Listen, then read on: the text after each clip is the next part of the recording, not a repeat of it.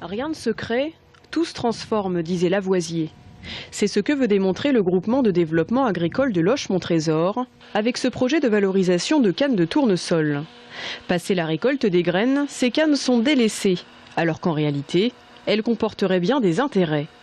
Grâce à leurs écorces alvéolaires et surtout leurs moelles, elles auraient les mêmes caractéristiques isolantes que le chanvre.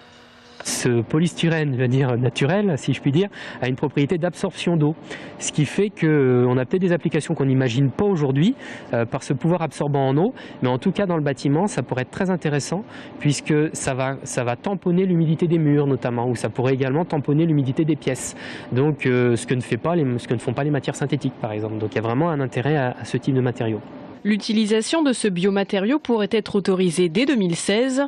Mais certains professionnels spécialisés en éco-construction en vantent déjà les mérites. Dans le Lochois, on a une particularité et c'est pour ça que ce style d'isolant à base de matériaux composites de mortier, argile et végétaux est tout à fait indiqué vu la nature des pierres. Ce sont des pierres qui absorbent beaucoup d'humidité et qui régulent l'humidité en fonction des saisons. Et si dessus on applique un isolant qui n'a pas les mêmes caractéristiques de transmission d'humidité, on va créer des zones de condensation qui vont faire pourrir les pierres du support. Au total, 58% du parc lochois est considéré comme patrimoine ancien. Un patrimoine qu'il faudra à terme rénover avec, pourquoi pas, des agromatériaux. Ce projet pourrait donc faire du bien à l'économie locale.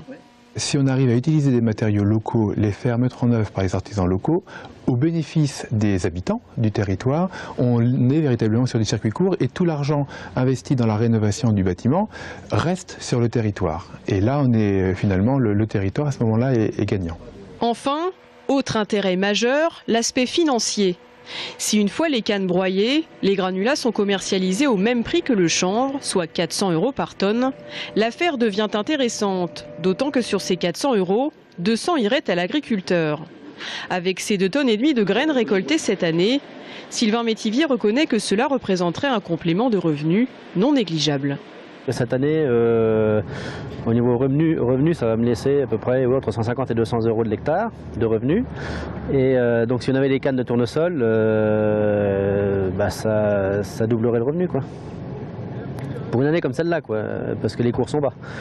Le coût de ce projet a été estimé à plus de 52 000 €, donc 80% de subvention. Et cette initiative a déjà été saluée par les ministères de l'écologie et du logement en décembre dernier.